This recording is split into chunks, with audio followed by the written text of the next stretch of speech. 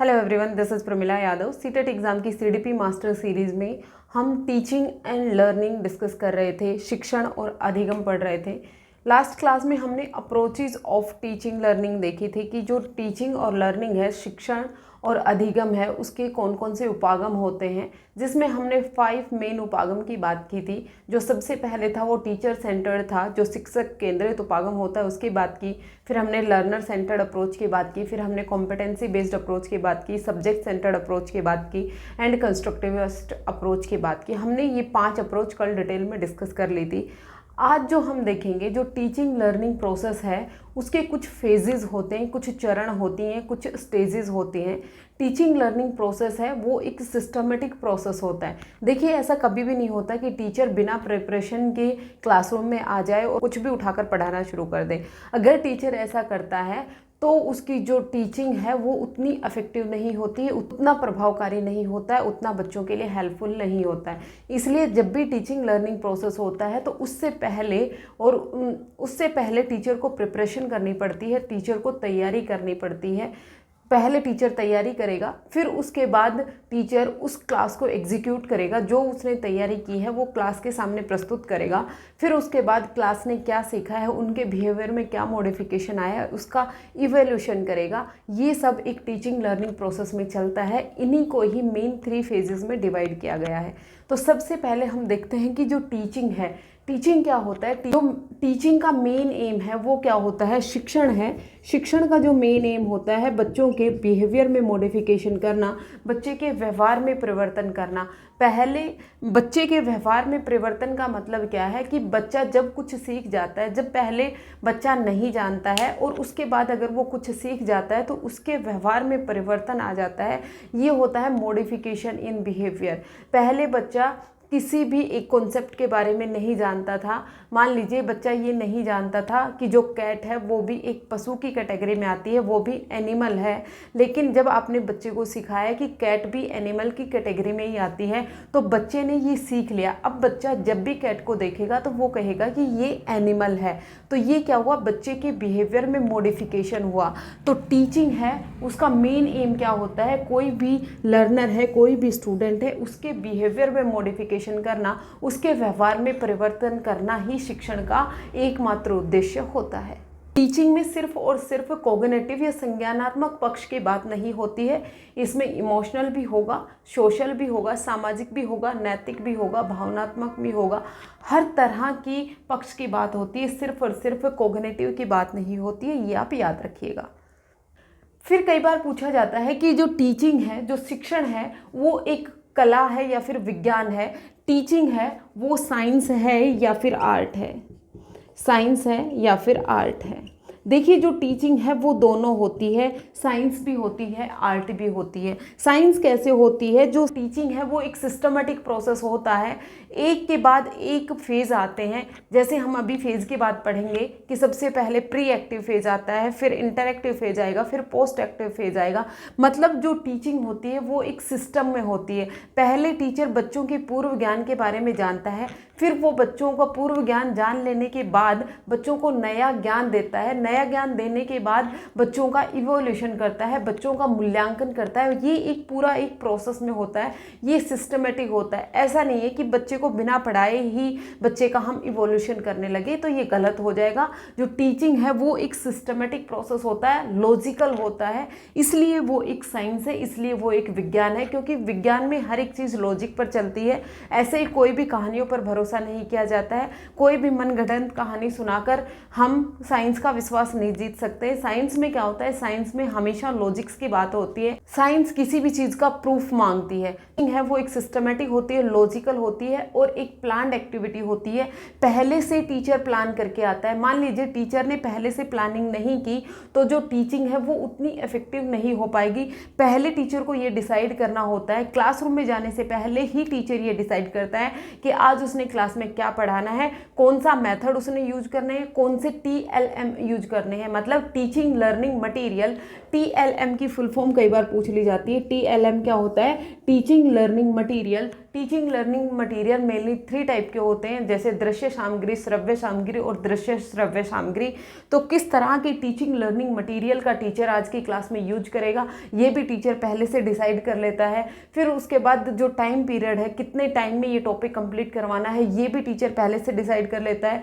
जो इवोल्यूशन करेगा उसमें वो कौन कौन से क्वेश्चन पूछेगा, ये भी टीचर पहले से ही डिसाइड कर लेता है। कौन से एग्जाम्पल्स बच्चों को देने, कुछ एग्जाम्पल इंस्टेंट भी होते हैं, लेकिन ये सब पहले से टीचर प्लान करके आता है कि आज उसने अपनी क्लासरूम में क्या पढ़ाना है, कैसे पढ़ाना है, कितना पढ़ाना है और कब तक पढ़ाना है। ये सब एक प्लान्ड एक्टिविटी है। इसलिए जो टीचिंग है वो क्या होती है, एक साइंस होती है। टीचिंग आर्ट कैसे होती है, टीचर बच्चों को पढ़ाने के लिए डिफरेंट मेथड का यूज करता है, डिफरेंट क्रिएटिव मेथड्स का यूज करता है, इसलिए ये एक आर्ट है। टीचर हर एक बच्चे को सिर्फ एक तरीके से नहीं सिखाता है, अपने जो टीचिंग मेथड्स हैं उनमें वो चेंज लाता है। हर एक बच्चे के अनुसार वो अपने टीचिंग को क्रिएटिव बनाता है, नई नई चीज़ें वो अपनी टीचिंग में ऐड करता है। इसलिए जो टीचिंग है वो क्या हो जाएगी, एक आर्ट हो जाएगी। तो टीचिंग, अगर आपसे कोई पूछ ले टीचिंग क्या है, टीचिंग शिक्षण है, वो एक कला भी है और एक विज्ञान भी है।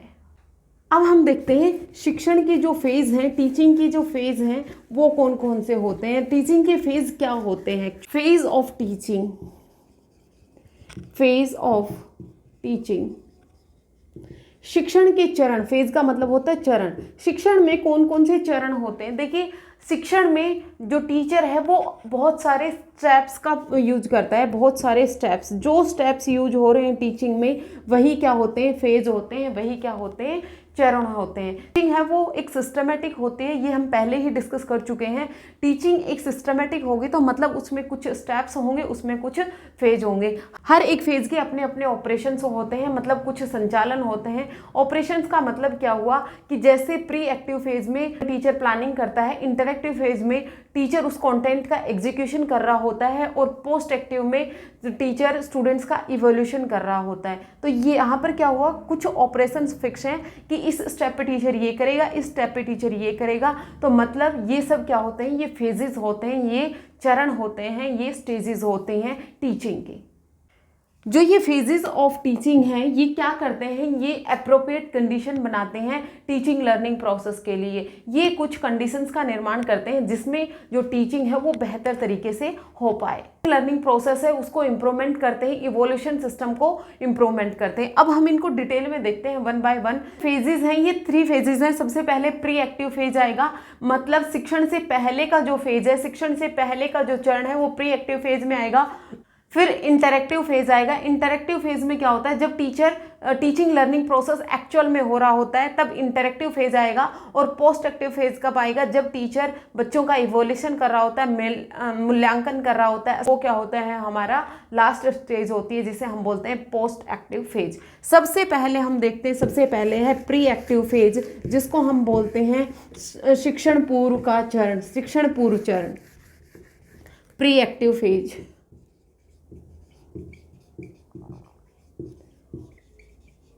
प्री एक्टिव फेज में क्या होता है, यहाँ पर टीचर प्लानिंग करता है, जो हम लेसन प्लानिंग करते हैं कि आज हमने क्लास में जाकर क्या पढ़ाना है, कितना पढ़ाना है और किस मेथड से पढ़ाना है, इस सब की planning teacher pre active phase में कर लेता है।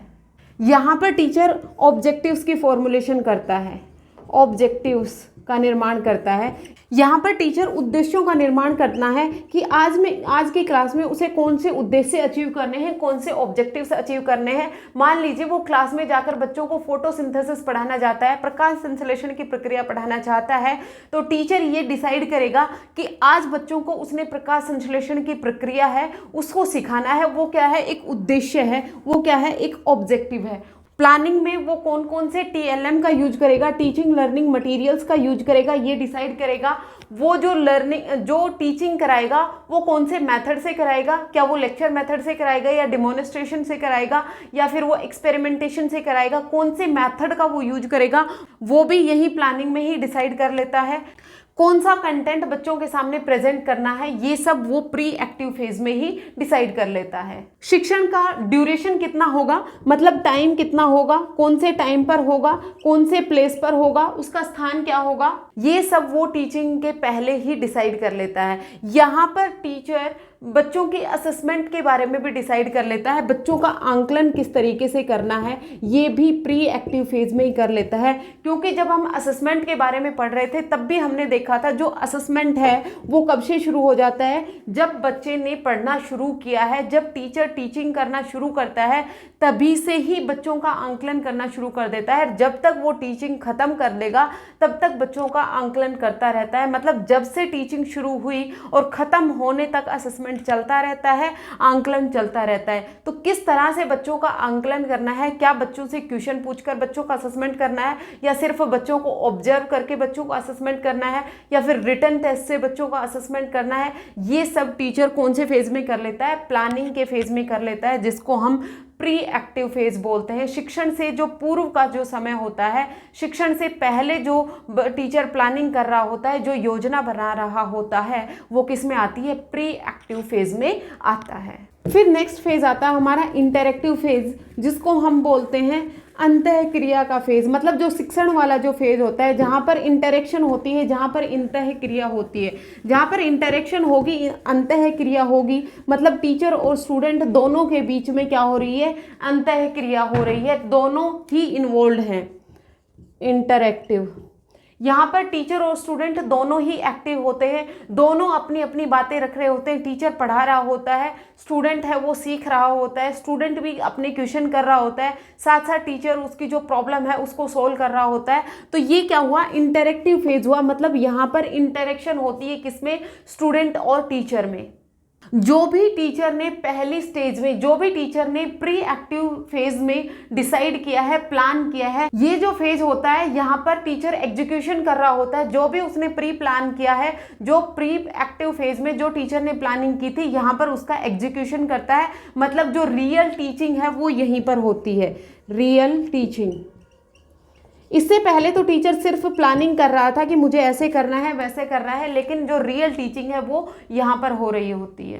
यहाँ पर टीचर बच्चों के पूर्व ज्ञान के बारे में जानता है। मतलब कौन सा असेसमेंट कर रहा है, प्लेसमेंट असेसमेंट कर रहा है, प्लेसमेंट असेसमेंट। यहाँ पर टीचर प्लेसमेंट असेसमेंट कर रहा है। प्लेसमेंट असेसमेंट जब होता है जब टीचर बच्चे के पूर्व ज्ञान के बारे में जानने की कोशिश करता है कि पहले से बच्चा कितना जानता है, पहले से बच्चा कितना जानता है, उसी आधार पर टीचर अपनी टीचिंग शुरू करता है, अध्यापक अपना शिक्षण शुरू करता है। अगर उसे बच्चे के पूर्व ज्ञान के बारे में नॉलेज नहीं हो गया तो वो कहीं से भी पढ़ाना शुरू कर देगा और बच्चे में लर्निंग गैप्स रह जाएंगे।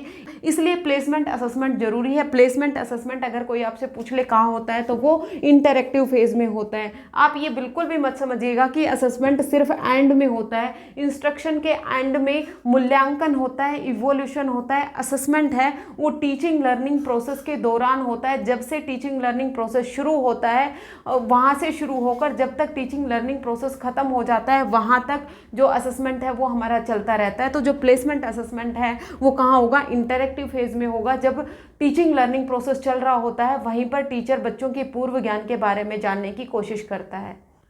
यहाँ पर स्टूडेंट और टीचर्स के बीच में इंटरेक्शन होती है। जो अंतः क्रिया होती है वो इनिशिएशन और रिस्पॉन्स की इनिशिएशन और रिस्पॉन्स से होती है। इसका मतलब क्या हुआ, यहाँ पर टीचर बच्चों से सवाल करता है, जो टीचर पढ़ा रहा है साथ साथ बच्चों से क्वेश्चनिंग करेगा। जब वो बच्चों से साथ साथ क्वेश्चन कर रहा है तो बच्चे उसका रिस्पॉन्स दे रहे हैं, बच्चे उसका जवाब दे रहे हैं। तो यहाँ पर उन दोनों में क्या हो रही है, इंटरेक्शन हो रही है। ये जो इंटरेक्शन है ये टीचिंग लर्निंग प्रोसेस को एनहेंस करती है। यहाँ टीचिंग लर्निंग प्रोसेस का जो रिजल्ट आएगा वो बेहतर आएगा। जब टीचर अपनी कक्षा के दौरान बच्चों से सवाल कर रहा होता है, बच्चों से क्वेश्चन आंसर कर रहा होता है, तो वहां पर क्या मिल रहा है, वहां पर टीचर बच्चों का फॉर्मेटिव असेसमेंट कर रहा होता है और यहाँ पर टीचर को फीडबैक मिलती है। यहाँ पर टीचर को पृष्ठ पोषण मिलता है कि बच्चे किस तरह से सीख रहे हैं, बच्चों ने कितना सीखा है और अभी कितना सीखना बाकी है। यहाँ पर सिर्फ और सिर्फ स्टूडेंट्स के बारे में ही नहीं, यहाँ पर टीचर को अपनी जो टीचिंग स्ट्रेटेजी है, अपनी जो टीचिंग स्टाइल है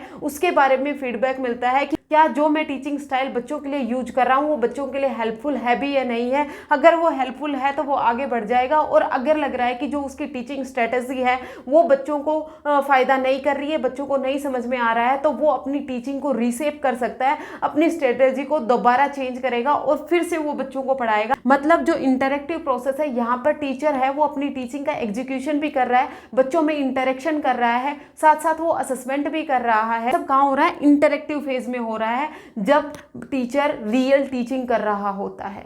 फिर आता है हमारा post active phase. Post active phase का मतलब क्या हुआ? ये जैसे नाम से ही हमें समझ में आ रहा है, पोस्ट का मतलब बाद, जब शिक्षण खत्म हो चुका है उसके बाद का जो फेज है उसे हम बोलते हैं post active phase. Post active phase में मेनली जो टीचर है वो बच्चों का इवैल्यूएशन कर रहा होता है, बच्चों का मूल्यांकन कर रहा होता है कि जो मैंने बच्चों को सिखाया है वो बच्चों ने किस हद तक सीखा है।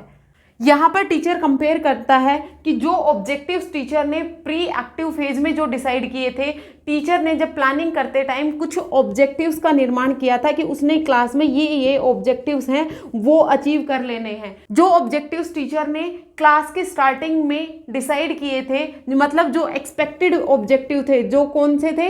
एक्सपेक्टेड थे। जो टीचर ने एक्सपेक्ट किया था कि मैं बच्चों के बिहेवियर में इतनी चेंज ले आऊँगा, उसका कंपैरिजन करता है किससे? एक्चुअल से।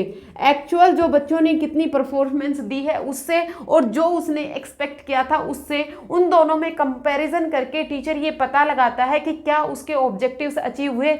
अगर ज़्यादातर बच्चों का जो एक्चुअल बिहेवियरल चेंज है वो और जो एक्सपेक्टेड बिहेवियरल चेंज दोनों बराबर हैं, तो टीचर ये समझ लेगा कि आज जो उसने टीचिंग ऑब्जेक्टिव्स डिसाइड किए थे वो उसने अचीव कर लिए हैं। लेकिन अगर ऐसा नहीं होता है तो टीचर अपनी जो टीचिंग स्टाइल है, टीचिंग स्ट्रेटजी है, उसको रीसेप करेगा और रीटीच करेगा, पुनः शिक्षण करेगा, और फिर से ये साइकिल ऐसे ही चलती रहेगी। पुनः शिक्षण करने के बाद टीचर फिर से बच्चों का इवोल्यूशन करेगा, मूल्यांकन करेगा, अगर फिर भी कुछ कमियां मिल रही है तो फिर से रीटीचिंग वाला प्रोसेस, ये पूरी साइकिल चलती रहेगी। यहाँ पर बच्चों को डायग्नोस किया जाता है, यहाँ पर बच्चों का निदान किया जाता है। मतलब बच्चों की जो जो प्रॉब्लम रही हैं, बच्चे ने जो भी टीचिंग के दौरान जो जो समस्याएं बच्चे ने सामना की है, उनका किया जाता है निदान किया जाता है, उनको डायग्नोस किया जाता है। बच्चे की जो जो प्रॉब्लम्स आई, बच्चे के सामने जो जो समस्याएं आई, उनका किया जाएगा निदान किया जाएगा, उनको डायग्नोस किया जाएगा, और डायग्नोस करने के बाद उसको रेमेडियल टीचिंग दी जाएगी। मतलब उसको दोबारा से जो टीचिंग स्टाइल है उसको चेंज करके, ऑब्जेक्टिव्स को चेंज करके, टीचिंग स्टाइल को चेंज कर कर, टीचिंग लर्निंग मटेरियल को चेंज कर कर बच्चे को रेमेडियल टीचिंग दी जाती है। कहाँ पर ये रेमेडियल टीचिंग देने की ज़रूरत है या नहीं है वो हमें कहाँ पता चलेगा? पोस्ट एक्टिव फेज में पता चलेगा, जब टीचर बच्चे का इवोल्यूशन कर रहा होता है, जब टीचर बच्चे का मूल्यांकन कर रहा होता है। पोस्ट एक्टिव फेज में ही टीचर ये डिसाइड करता है कि उसे अपनी जो टीचिंग स्ट्रेटजी है उसमें चेंज करने की ज़रूरत है या नहीं है। जो एक्सपेक्टेड ऑब्जेक्टिव्स हैं वो एक्चुअल ऑब्जेक्टिव्स के बराबर थे, तो टीचर ये मान लेगा कि अब उसे कुछ भी चेंज करने की ज़रूरत नहीं है, बच्चों ने जो लर्निंग ऑब्जेक्टिव्स थे, जो टीचिंग ऑब्जेक्टिव्स थे, उनको अचीव कर लिया है। सबसे पहला जो हमारा फेज था जिसे हम कह रहे थे प्री एक्टिव फेज, वहाँ पर टीचर टीचिंग की प्लानिंग कर रहा होता है, ऑब्जेक्टिव्स को डिसाइड करता है, कुछ उद्देश्यों का डिसाइड करता है कि उसने क्लासरूम में कौन से उद्देश्यों को अचीव करना है।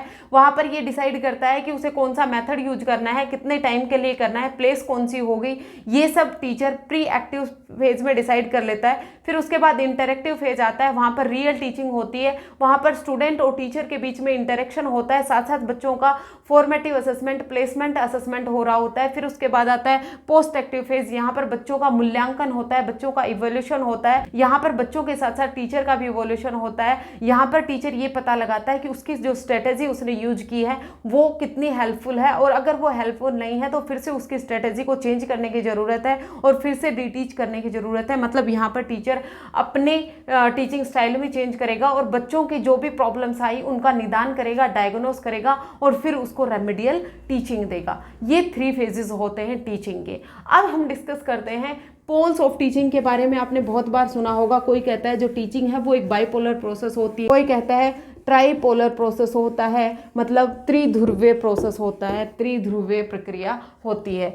बाइपोलर प्रोसेस और ट्राइपोलर प्रोसेस के बारे में कई बार एग्जाम में डायरेक्ट क्वेश्चन पूछा गया है कि जो ट्राइपोलर प्रोसेस है वो किसने दिया, बाइपोलर प्रोसेस है वो किसने दिया। सबसे पहले हम देखते हैं एजुकेशन को बाइपोलर प्रोसेस किसने कहा। बाइपोलर, बाइपोलर का मतलब क्या है, यहाँ पर सिर्फ और सिर्फ दो पोल हैं, एक तो टीचर है और दूसरा क्या है, स्टूडेंट है। दो ही ध्रुव की बात की गई है कि एक टीचर है एक स्टूडेंट है। टीचर है वो बच्चे को सिखाएगा और स्टूडेंट को सीखना है, मतलब ये सिखाने वाला है और ये सीखने वाला है। यहाँ पर सिर्फ और सिर्फ दो ध्रुव की बात की गई थी। कहने वाले कौन थे, ये कहने वाले कौन थे, एडम्स साहब थे। एडम्स साहब ने कहा कि जो एजुकेशन है वो क्या है, बाइपोलर प्रोसेस है।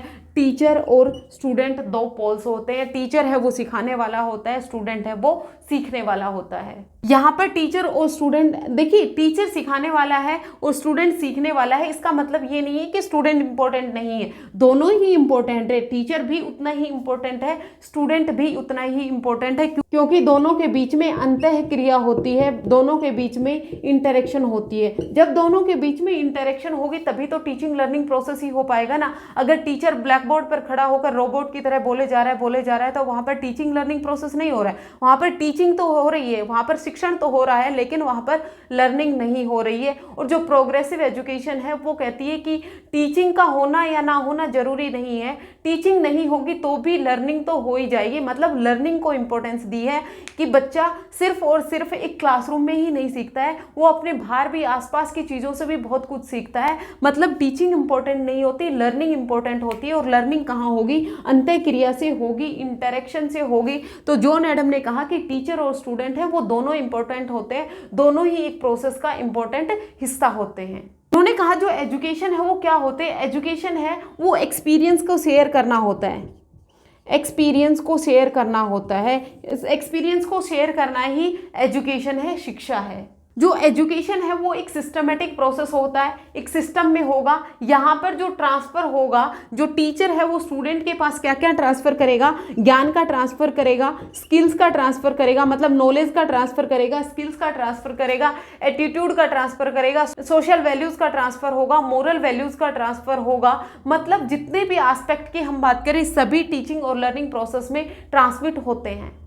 टीचर और स्टूडेंट दोनों में कांस्टेंट इंटरेक्शन होता रहता है। जब इन दोनों में कांस्टेंट इंटरेक्शन हो रहा होता है, ये दोनों एक पोल की तरह काम करते हैं। ये किसने कहा, एडम ने कहा, जॉन एडम्स ने कहा, ये आप याद रखिएगा। फिर उसके बाद आई ट्राइपोलर की बात। ट्राइपोलर किसने कहा, ट्राइपोलर कहा जॉन डेवी ने, जो प्रोग्रेसिव एजुकेशन की बात करते हैं, जो प्रगतिशील शिक्षा की भी बात करते हैं। उन्होंने कहा कि जो टीचिंग लर्निंग प्रोसेस है उसके दो ध्रुव ना होकर तीन ध्रुव होते हैं, 3 पोल्स होते हैं। उन्होंने कहा जो टीचिंग लर्निंग प्रोसेस है वो किसी वैक्यूम में नहीं होता है, वहाँ पर एक इन्वायरमेंट होता है, वहाँ पर एक वातावरण होता है जहाँ पर टीचिंग लर्निंग प्रोसेस हैपन होता है। तो उन्होंने 3 ध्रुव बता दिए, कौन कौन से, एक तो हो जाएगा आपका टीचर, एक हो जाएगा आपका स्टूडेंट और तीसरा हो जाएगा आपका इन्वायरमेंट। इन्होंने कहा कि एडम साहब ने इन्वायरमेंट को नेग्लेक्ट कर दिया, उन्होंने इन्वायरमेंट की बात नहीं की, उन्होंने सिर्फ टीचर और स्टूडेंट की बात की। लेकिन जो जॉन डेवी हैं वो कहते हैं कि इन्वायरमेंट भी उतना ही इंपॉर्टेंट है। अब इस इन्वायरमेंट का मतलब क्या है, इन्वायरमेंट का मतलब है जहां पर टीचिंग लर्निंग प्रोसेस हो रहा है वो किस तरह के मेथड्स का यूज हो रहा है, कौन सी स्ट्रेटेजीज का यूज हो रहा है, किस तरह के टीचिंग लर्निंग मटेरियल्स का यूज हो रहा है, टीचिंग स्टाइल कौन सी है, ये सब किस में आते हैं, ये इन्वायरमेंट में आते हैं। तो इन्वायरमेंट का मतलब सिर्फ और सिर्फ भौतिक वातावरण नहीं होता है, ये आप याद रखिएगा। जो जॉन डेवी है उन्होंने कहा कि जो टीचिंग लर्निंग प्रोसेस है वो 3 पोल्स होते हैं, उसका एक टीचर होगा, एक स्टूडेंट होगा और एक एनवायरनमेंट होगा। तो ट्राइपोलर प्रोसेस है, उसी पर ही आज की एजुकेशन काम कर रही है कि हम बच्चे का जो इन्वायरमेंट है उसको हम नेग्लेक्ट नहीं करते हैं, बच्चे का जो इन्वायरमेंट है वो भी इक्वली उतना ही इम्पोर्टेंट होता है। एजुकेशन है वो ट्राइपोलर और बाइपोलर दोनों प्रोसेस होते हैं। बाइपोलर की बात की थी जॉन एडम ने, जहाँ कहा था कि टीचर और स्टूडेंट 2 पोल होंगे, लेकिन ट्राइपोलर एजुकेशन किसने कहा, जॉन डेवी ने कहा। उन्होंने कहा कि जो टीचर स्टूडेंट हैं और जो इन्वायरमेंट है वो 3 पोल्स होते हैं एजुकेशन के। आई होप ये समझ में आ गया होगा। आज के लिए इतना ही। Thank you very much.